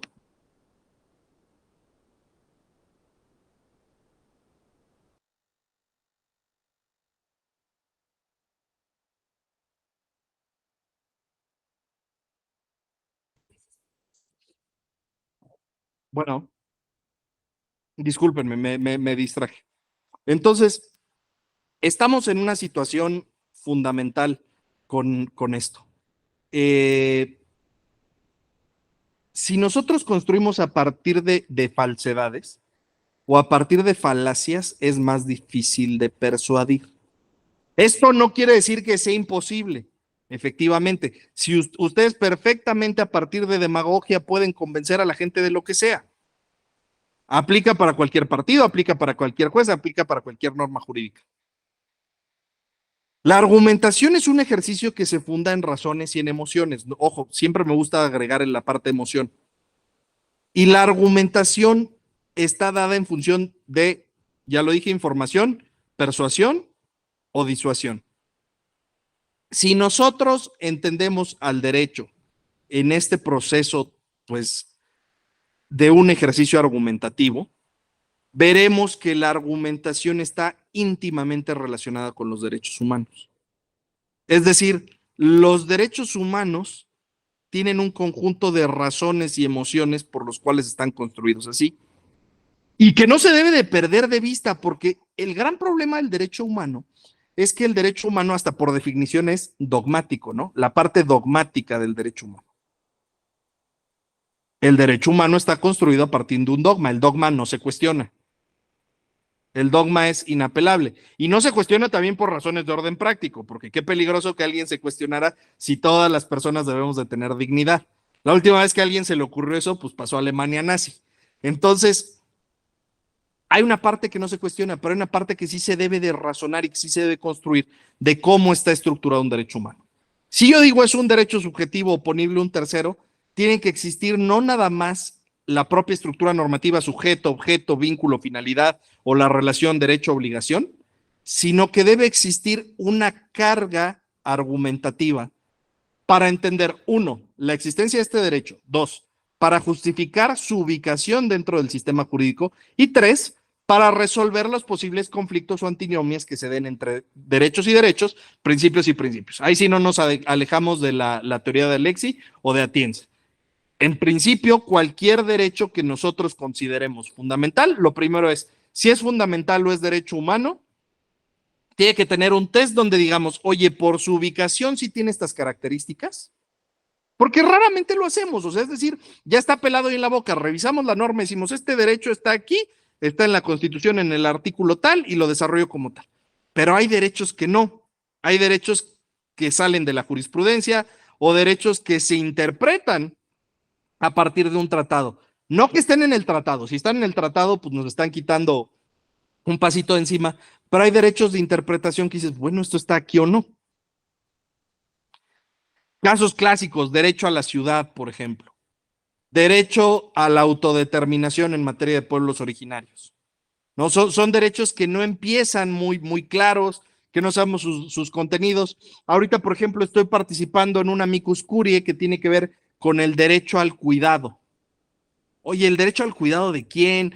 ¿Qué tipos de cuidado hay? ¿Autocuidados? ¿Es el derecho al cuidado de la mamá que cuida al hijo? ¿De la enfermera que cuida al viejito? O sea, entender cuáles son estos derechos que todavía no están bien explicitados y que además tienen todo que ver con el problema, y este sí lo digo con toda la intención, el problema de haber creado el principio de progresividad, porque deja el principio de progresividad, sí está padrísimo decir los derechos van creciendo y van creciendo, pero llega un punto donde uno, no tenemos claro cuáles son su alcance y cuáles son sus límites, dos, son construidos en tribunales y eso también lleva a un problema, porque normalmente y especialmente en países como este, a la gente no les encanta que los tribunales sean quienes delimitan los derechos, a pesar de que es su función lógica. Y viene también el entender cómo se comporta este derecho en un principio de correlatividad con otros. Es decir, si nosotros afirmamos que hay un derecho al cuidado, probablemente tengamos que hacer esta vinculación con el derecho a la vida, el derecho al libre desarrollo, o sea, este conjunto de derechos que para mí son importantes. ¿Se ve o no se ve?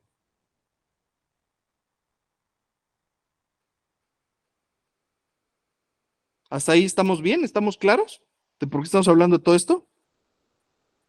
Ok, entonces ahora sí, entrando en materia de argumentación, la argumentación tiene una vinculación de 3 elementos que son los que voy a dedicarme a estudiar. Ay, se me fue bien rápido el tiempo. Pero voy a vincular estos 3 elementos que son esenciales para que ustedes puedan entender esta profunda interrelación. Los voy a anotar en el chat para que no se vaya a perder. Y el primero son los hechos. Otra es la verdad, porque hablamos con Carlos hace rato, no se me ha ido. Y el tercero es el derecho.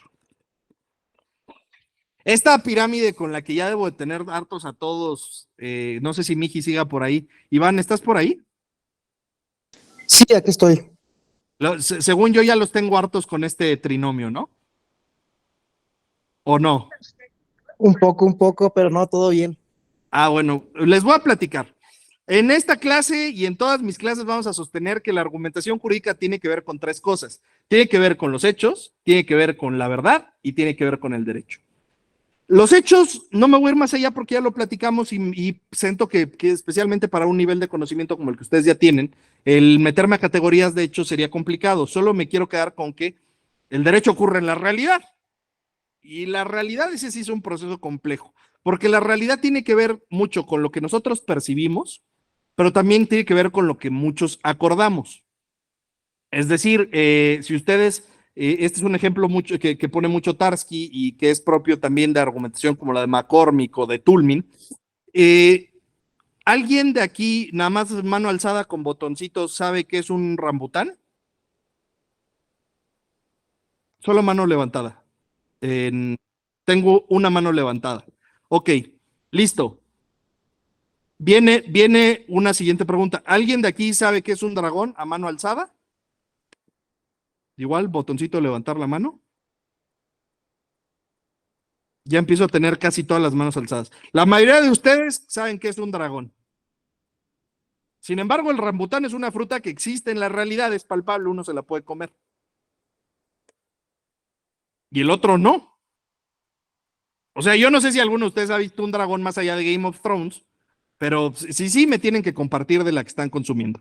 El dragón es una ocurrencia que todas las culturas tenemos. Nunca hemos visto uno, quizá vieron fósiles de dinosaurios, quizá vieron dragones de otras culturas, pero en los hechos, hoy por hoy no hemos visto un dragón, más que el dragón de Komodo, y también no todos lo hemos visto en persona, al menos yo no. Entonces, ¿por qué una cosa ficticia como el dragón sí tiene ocurrencia y el otro no? Ah, bueno, porque hay un consenso generalizado en la realidad donde todos sabemos y dotamos de atribución de significado a que es un dragón. Pues pasa lo mismo. ¿Quién ha visto cuánto pesa la Constitución Política de los Estados Unidos Mexicanos? ¿Quién ha visto cuánto mide el Código Civil? ¿Quién ha tocado una jurisprudencia?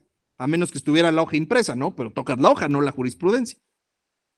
Todo lenguaje jurídico es un lenguaje de acuerdos. Es un lenguaje construido donde todos, a partir de categorías que ya sabemos, sentencia, persona, tal, porque muchos dicen, ay, los abogados hablan en complicado. Hay algo de eso. Hablamos con un lenguaje especializado, un metalenguaje que es el lenguaje jurídico. La terminología incluso que usamos entre abogados no es la misma. El lenguaje del derecho electoral es súper especializado. Súper especializado. No cualquier abogado le entra a discutir el lenguaje y terminología del derecho electoral. Pero el derecho electoral y el derecho civil y el derecho penal y el derecho constitucional existen y existen solo si aplicamos el derecho. Una sentencia que no se aplicara, un tribunal que no fuera obedecido, una ley que no fuera ley, no tendría ocurrencia en la realidad. Existiría sin duda, pero no existiría para el propósito de ser derecho. Sería un anecdotario. Y eso es bien interesante porque además es un ejercicio que está tan generalizado y tan influido en el lenguaje que funciona a partir de semiótica y funciona a partir de taumaturgia, pero no funciona a partir de razones. Y les voy a decir por qué no funciona a partir de razones, porque ninguno de ustedes el día de hoy se paró a decir, ay, hoy decidí obedecer la Constitución Política de los Estados Unidos Mexicanos, todos sus artículos y transitorios. Ninguno de ustedes, ni trabajando en derecho electoral, dijo, ay, hoy sí voy a obedecer el corpus del derecho electoral, hoy sí voy a aplicar las normas. No. Los abogados en lo cotidiano trabajamos de forma mecanizada. Trabajamos en forma mecanizada y esto, por supuesto, conlleva o implica o construye una realidad. Estos son los hechos. Ahora viene la parte también interesante. Hablaba Carlos de verdades. Bueno, pues es que ¿qué es la verdad? Niurka tiene su verdad, López Obrador tiene la suya y nosotros tenemos la nuestra. ¿Existe una noción única de verdad? Tengo una manita alzada ahí, creo que es Sara. ¿O nada más es por el ejercicio? Sí, creo que nada más es por el ejercicio. Pero si no, por favor, interrúmpanme. Luis Octavio, Jonathan, ¿ahí no hay dudas o sí hay dudas? Jonathan, por favor, adelante. Maestro, el ejemplo que nos está poniendo es algo así como el dinero, ¿no? El dinero es el valor que nosotros le damos porque finalmente es un papel.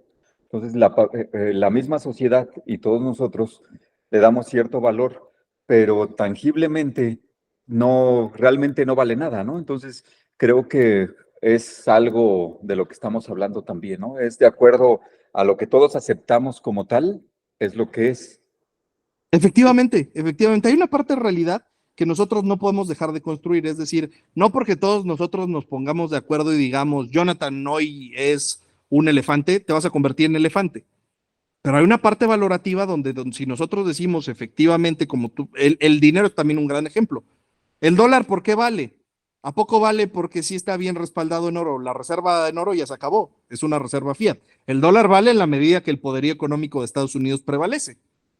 Por eso tenemos superpeso, porque el dólar está dejando de valer. Son efectivamente parte de los acuerdos de la realidad, nos permiten construirla. Si nosotros no tuviéramos definiciones jurídicas básicas como contrato, convenio, voto, juez, autoridad, si no tuviéramos esas mismas definiciones, no podríamos hablar de lo mismo. En una clase de derecho nadie se entendería con nadie. Es efectivamente eso, Jonathan. Me parece, de hecho, el dinero también un gran ejemplo de algo que es muy palpable. Es un papel, lo veo, tiene los números, tiene la emisión, tiene elementos que me dicen esto es dinero, pero el valor del dinero solo está dado por conjuntos y factores externos. Ley de oferta y de demanda, ley de rendimientos decrecientes, inflación, apreciación de la moneda, ¿no? Entonces, esto así es como funciona, efectivamente. No sé si haya más dudas con relación a la parte de los hechos. Entonces, esos hechos se vinculan con algo que es la verdad. Y les digo, ¿la verdad es algo difícil de definir? No. Es difícil de entender. Porque si nosotros decimos que algo es verdad, tiene que cumplir con un conjunto de características que son propias de los analíticos del lenguaje y que así son inamovibles. Sin duda hay verdades subjetivas. Sin duda para mí puede ser verdad que López Obrador es Salvador de México y que para otros es un tirano. Puede ser una verdad. Puede ser una verdad que alguien es a todo dar y alguien diga es súper mala persona. Puede ser una verdad que a alguien se le haga guapa una mujer y a otro no. O un hombre, ¿no? Me gusta un hombre y a otro dice, no, pues a mí no me gusta, no se me hace guapo. Alguien dice, esta es una clase magnífica, al otro vio la misma clase y le pareció una porquería.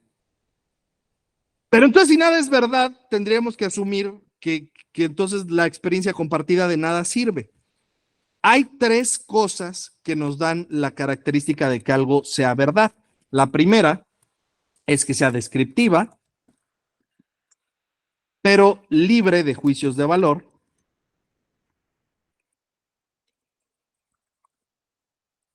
Otra es que sea independiente del emisor.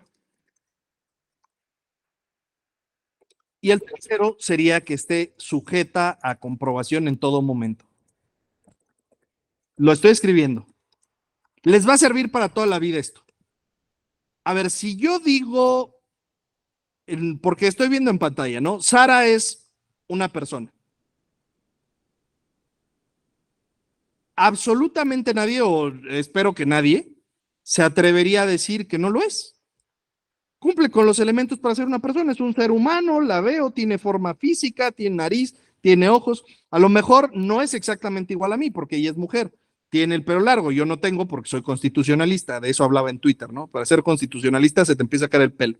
Entonces, usa lentes, yo también. Entonces, veo elementos comunes, ¿no? Veo elementos comunes y me dice, ella es una persona. Ahora, si yo digo, fíjense lo interesante, si yo empiezo a decir que ella es una persona alta,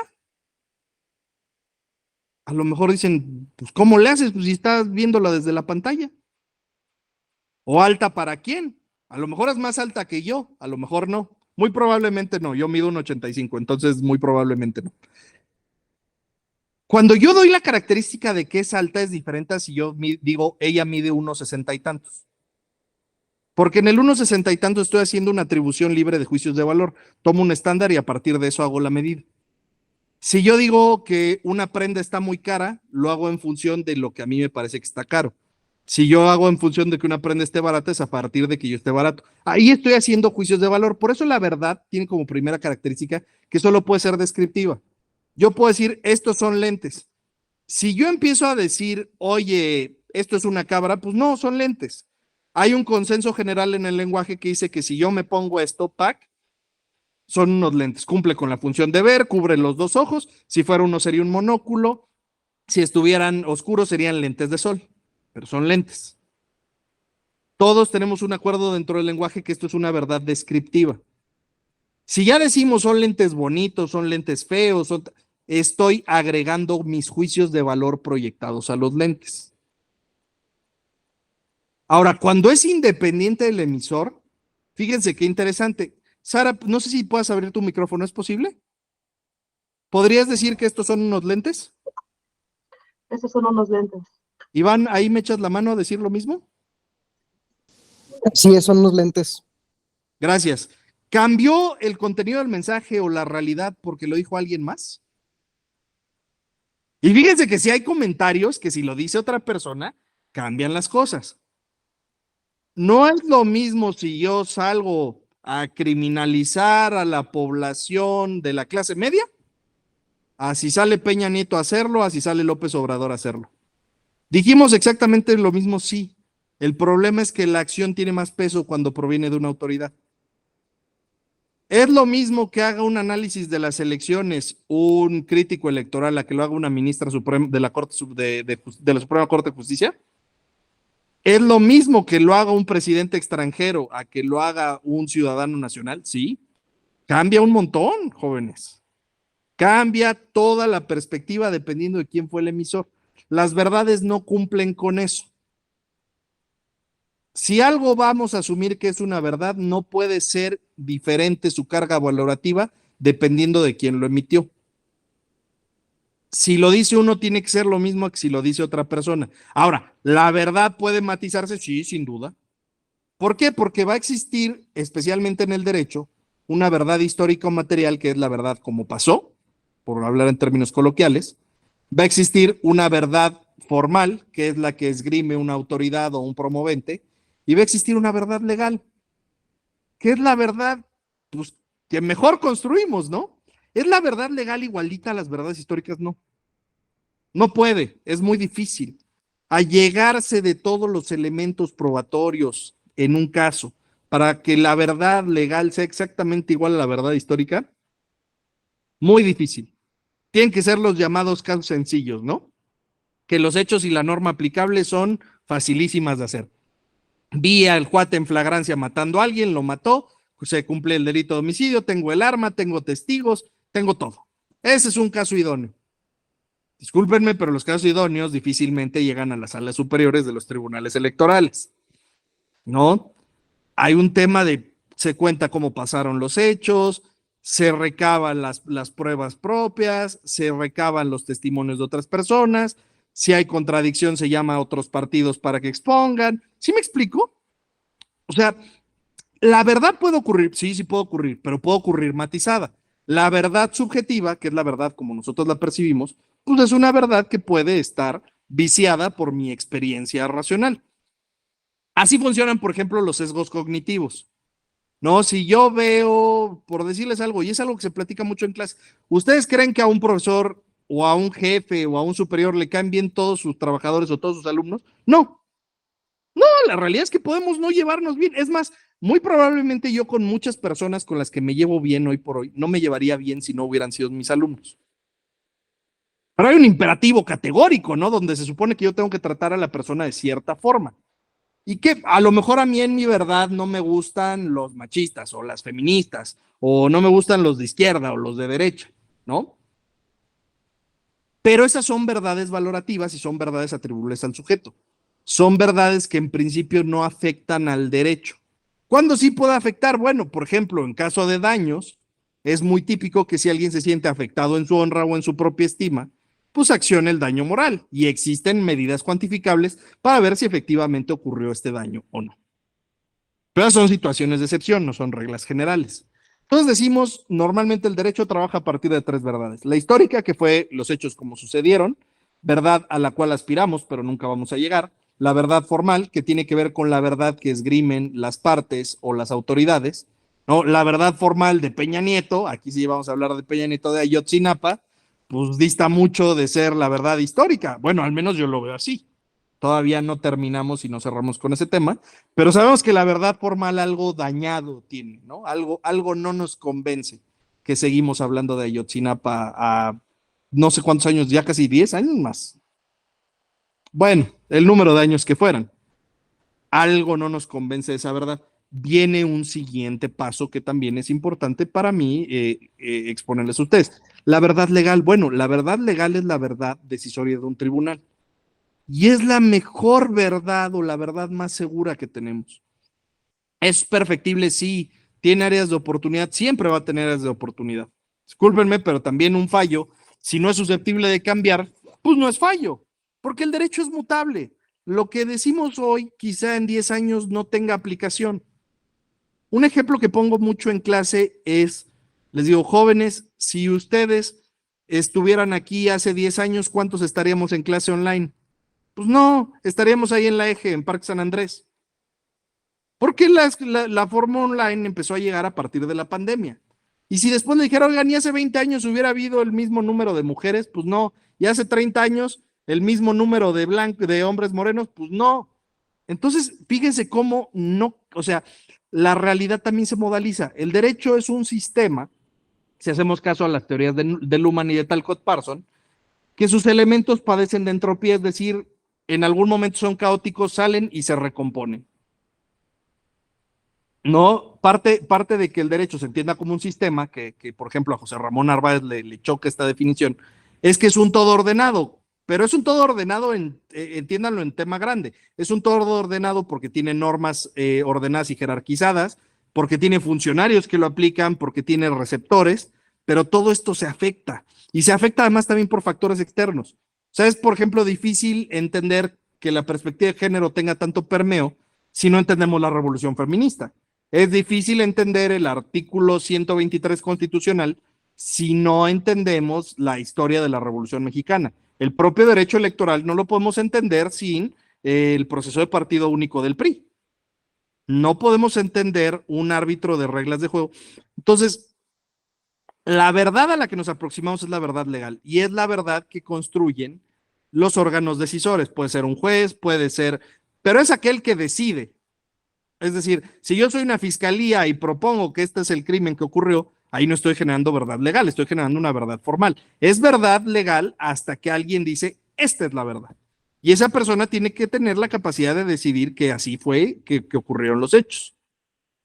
Y viene finalmente el derecho en sí mismo. Y tendría que preguntar, pero si no se me iría todo el tiempo y quiero aprovechar un espacio con ustedes para una sesión de preguntas, pues ¿qué es el derecho? De este lado nos vamos a quedar con que es un conjunto o sistema de pretensiones autorreferenciales que buscan regular la conducta. No siempre lo logran, pero buscan regular la conducta de los humanos. Entonces, si nosotros tenemos un sistema como el del derecho, tiene que tener una vinculación estrecha con los otros dos elementos, es decir, el derecho funciona en la realidad, funciona a partir de los hechos, pero también funciona a partir de las verdades que se meten en este sistema. Si nosotros asumimos como verdad el día de hoy que el maltratar animales es malo, el derecho va a empezar a tener normativa que desarrolle que se entiende por, uno, maltratar animales, y dos, que se entiende por protegerlos. Más allá de si les guste o no les guste, o sea, ese no es el punto de la discusión. Si yo tengo un sistema donde digo, quiero tener un sistema electoral competitivo sin fallos, pues entonces tengo que tener uno u otro, ¿no? Es decir, tengo que tener un sistema de reglas electorales bien hecho, que tenga un tribunal, que tenga un INE, pero así es como se alimenta una relación tripartita, donde los hechos, el derecho y la verdad conjugan y comulgan para construir la realidad jurídica. Esto es la argumentación. ¿Dónde está la argumentación? La argumentación está en los tres. Yo puedo argumentar con base en hechos falsos o verdaderos. Puedo argumentar a partir de verdades falsas o verdaderas y a partir de premisas jurídicas falsas o verdaderas. Yo puedo decir cosas que legalmente sean mentira, con una muy buena carga de elementos fácticos y con una muy buena carga de interpretación de la verdad. Puedo también, por supuesto, alterar las verdades. La verdad legal es susceptible de alterarse porque se alimenta de las demás verdades. Entonces, yo puedo cambiar la verdad legal si y solo si cargo argumentación con derecho o con alteración de los hechos. En un caso, por ejemplo, el feminicidio como tipo penal es un caso muy ejemplificativo para ustedes de cómo se afecta algo. En el feminicidio no basta decir que ocurrió una privación de la vida, sino que tuvo que ocurrir una privación de vida utilizando el aparato de perspectiva y análisis de género. Se hizo en función de la condición de mujer, se hizo en función de un acto de violencia de género. Estos elementos, al momento de litigar un caso de estos, muy probablemente las defensas que van a buscar hacer, desvirtuar que se configuró el tipo penal de feminicidio, buscar aterrizarlo a homicidio. ¿Por qué? Porque, bueno, las consecuencias jurídicas de que alguien fuera declarado feminicida son probablemente más altas. Pero el estándar de prueba para probar un feminicidio es más alto que el de un homicidio regular. ¿Por qué? Porque requiere más elementos. Y en materia electoral pasa también, lo que pasa es que no pasa de forma tan inmediata. En cualquier procedimiento sancionatorio, el desvirtuar cómo ocurrieron los hechos es mucho más frecuente que el que pasa para no encuadrar en conductas. No, es que lo mío no era un acto anticipado de campaña. Ocurrió el acto, pero como soy sucesor de la transformación o como ahora le digan a las corcholatas, pues ya no es, ¿no? Así funciona el derecho. Yo no estoy diciendo que esto esté bien o que esté mal. Eso sí siempre quiero que tengan claros, porque el derecho no juzga que está bien o que está mal. El derecho normalmente juzga entre lícito e ilícito, y si hacemos filosofía o discusión de ciencia del derecho, vamos a ver sobre ilegítimo y legítimo, porque el hecho de que me digan justo o no justo, pues hay quien va a decir, ¿sabes qué? Morena, Dalí de la justicia social, y no nada más es deseable que hagan esto, sino que ahí es donde está la elección presidencial. De hecho, yo lo creo así, yo creo que quien sea el candidato Morena va a ganarle hasta a lo que sea. Podrían poner a la barra inerte del carbón en los Simpson y llevarse la elección, porque esa sí es una presión personal, no veo una oposición articulada. Hacen su consejo ciudadano y se les cae a 2 días de que empiece. Entonces, bueno, más allá de todo lo que le estoy planteando, yo me quedaría con la conclusión de, son los derechos humanos derechos subjetivos, como tal, como condición de derechos, están vinculados al ejercicio argumentativo y deben de ser validados y reforzados a partir de la argumentación. La argumentación jurídica es así entendida como un ejercicio de exposición de razones y emociones para alimentar al sistema jurídico.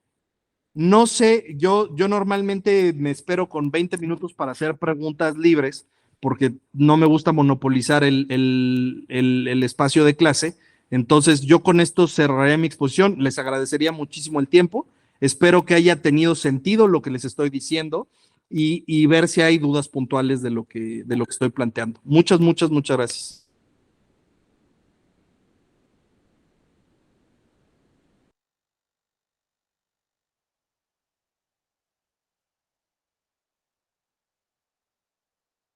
No veo manitas alzadas, nadie tiene dudas.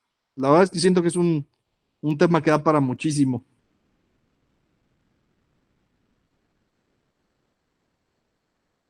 Aldo, por favor. Pues la verdad ha sido muy interesante la clase. A mí no me queda ninguna duda de los temas que acaba de mencionar o de establecer, pero sí me gustaría saber su cuenta de Twitter. La verdad, todo lo que ha mencionado es muy importante y ha sido muy nutritivo. Entonces yo creo que sería lo único, maestro.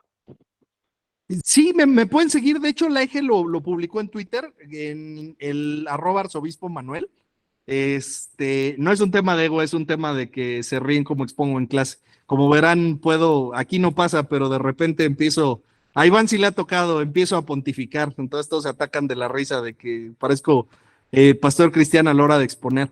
Sí, fíjese que si no hubiera dudas, sí me gustaría tocar un tema y tiene que ver con las habilidades de exposición, porque algo que creo que no se expresa mucho y que sí, al menos a mí me parece importante, es decir, la argumentación existe y las razones de derecho y las emociones de derecho existen, pero la transmisión de las mismas sí depende mucho de cómo lo escribimos, de cómo lo expresamos.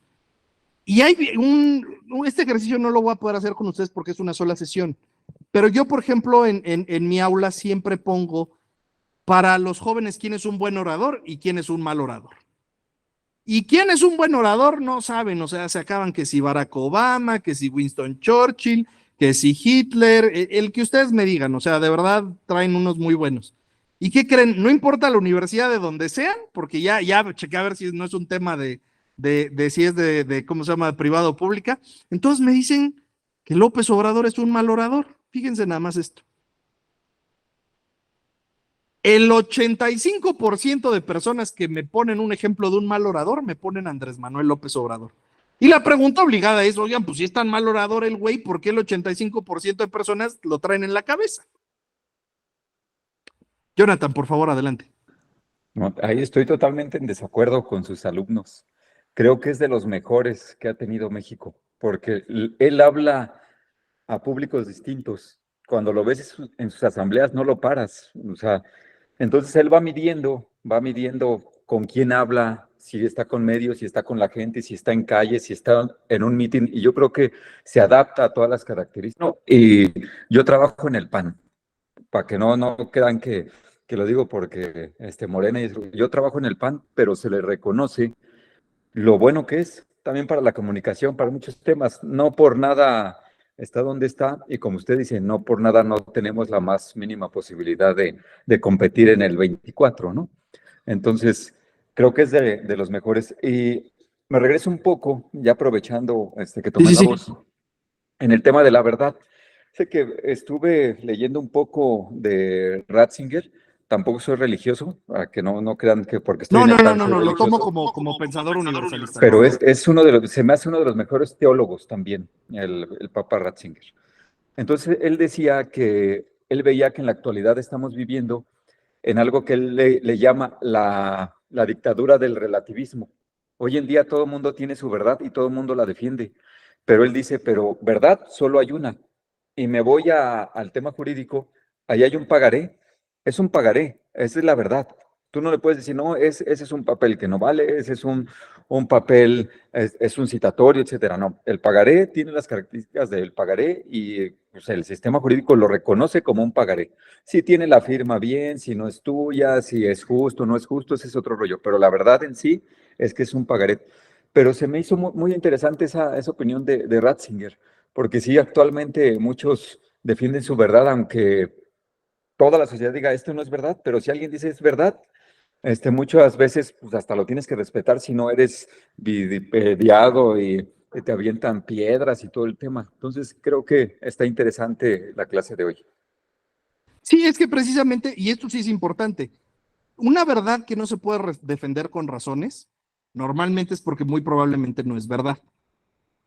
¿No? Y es algo que, por ejemplo, muchas personas que hacen una defensa articulada del así llamado proyecto de izquierda del presidente López Obrador, la hacen a partir de razones, pero hay quien lo hace a partir del fanatismo. No, eso es algo muy visto, que tiene que ver ya con un fenómeno social, bla, bla, bla, pero hay quien lo hace a partir de razones. Normalmente una verdad atendida a partir de razones no necesita de censura. A mí, por ejemplo, y se los digo y lo digo en clase también, soy enemigo total del discurso de la cancelación.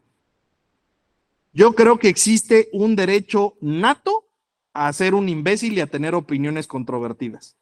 Porque el problema es que entonces regresa a lo mismo, ¿no? O sea, antes teníamos una Santa Inquisición que si opinabas algo que no le parecía, pues te quemaba. Hoy ya no te queman, pero te corren de tu trabajo, te levantan denuncias, te abren expedientes. Y la realidad de las cosas es que sí, sin duda, a ver, el discurso de odio existe y puede existir, pero relativizarlo o trivializarlo en la forma en la que creo que ahora se hace, de, ay, ya me dañaste mis sentimientos y pues por lo tanto ya te voy a funar y estás cancelado y todo eso, cierra la oportunidad del diálogo y de la opinión. Cuando algo se deja de discutir o se deja de hablar es cuando empieza el problema. Porque muy probablemente para empezar los seres humanos tenemos ahí un instinto de desobediencia muy interesante. Si nosotros no discutimos las cosas o no nos abrimos a la discusión, no podemos construir verdades sólidas.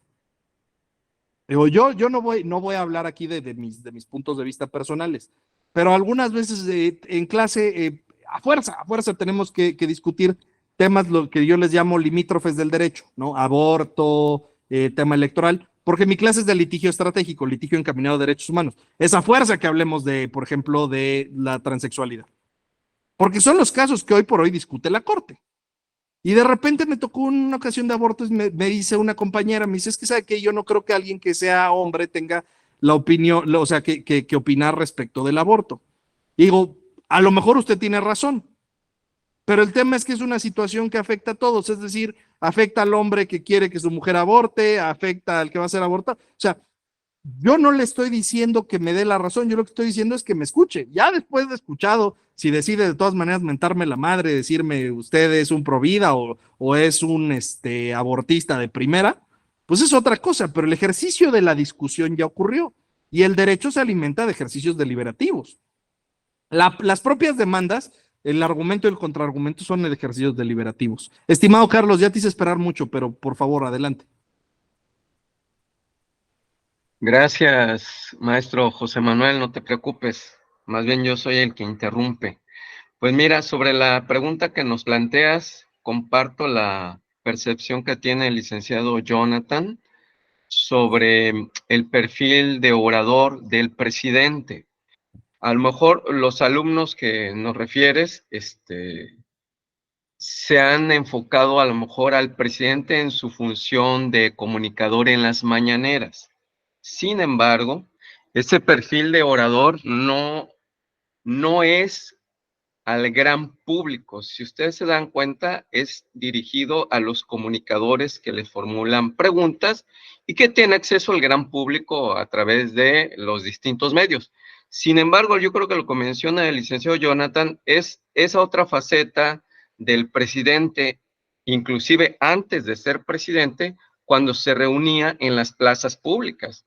Y sí, tiene razón, es todo un fenómeno social de ver cuántas veces llenó el Zócalo capitalino, solo para mencionar eso, pero no solo llenó el Zócalo capitalino, en las plazas principales del país, y ahí sí vemos a un presidente con una oratoria distinta y además con otra velocidad, maestro.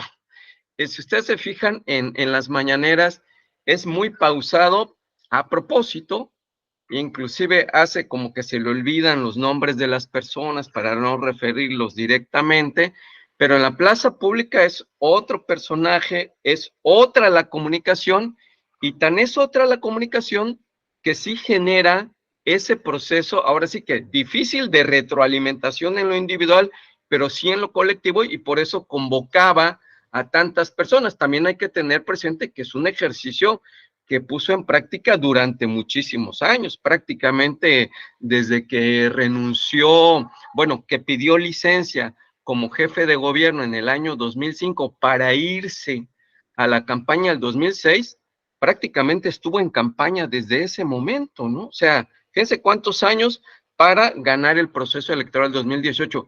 Y ese Andrés Manuel López Obrador, al que vemos en la mañanera, es totalmente distinto, es una oratoria distinto, son públicos distintos, y me parece que la herramienta que utiliza como orador también está muy, muy diferenciada. Es cuanto, gracias. No, pues, claro, y no me quiero concentrar, o sea, digo, tomaba el ejemplo López Obrador por algo bien interesante. López Obrador efectivamente es alguien que modaliza su discurso, que conoce sus limitaciones al momento de hablar, y que no tiene un discurso convencional, es decir, normalmente el buen orador dicen que es el que tiene claridad en el tono de voz, habla al auditorio universal, todas estas cosas que de repente, por ejemplo, Perelman nos establece, y que no es cierto, que el discurso, o sea, el discurso se modaliza porque ustedes no le hablan a su jefe como le hablan a su pareja, espero. No, yo no le hablo a mis alumnos como les hablo a ustedes, que son un público ya bastante con más experiencia. ¿A qué voy con esto? Cuando hablamos de argumentación, sí existe un desarrollo de habilidades para comunicar, pero yo sostengo que esas habilidades son inherentes al público y a la persona. Hay públicos que jamás nos van a aceptar, ¿no? Hay públicos que, bueno, y ahí, por ejemplo, tengo el ejemplo contrario, sin agraviar a nadie, pero, por ejemplo, Ricardo Anaya, hombre brillante, por cierto, que cuando expone con buenas argumentaciones. Le resulta pesado a un bloque muy importante poblacional. No les gusta escuchar a Ricardo Anaya. Y el ejemplo lo pongo porque tiene mucho que ver este momento clásico del debate presidencial, donde Ricardo Anaya, me acuerdo que expuso con perfecta claridad y con sus cartulinas, y le dijo al presidente en términos, no términos, dice, el problema no eres tú, es que tu discurso es viejo, que bla, bla, bla, ta, ta, ta. No me acuerdo claramente de lo que dijo, pero ¿saben de qué sí nos acordamos todas y todos? De Riquín Canallín. Se aventó los 3 minutos para decir eso, con una contundencia brutal, porque hoy por hoy todos recordamos Riquín Canallín, nos hizo reír, nos metió en la cabeza que Ricardo Anaya no está a la altura, o sea, exactamente, ¿no? Y la cartera. Nos acordamos también, por ejemplo, yo creo que nadie se acuerda de las propuestas del Bronco, pero sí se acuerdan de Broncopolis y de cortar las manos. Entonces, comunicar de manera efectiva es un ejercicio de lo individual. No todos podemos asumir que vamos a hablar con la misma fluidez, pero tenemos que encontrar fortalezas argumentativas para poder llevar ese ejercicio retórico tanto en la parte oral como en la parte escrita. Porque hay quien, por ejemplo, tiene una pluma también muy ligerita. Van a ver que hay personas que son de una claridad escrita al momento de presentar algo en un expediente brutal.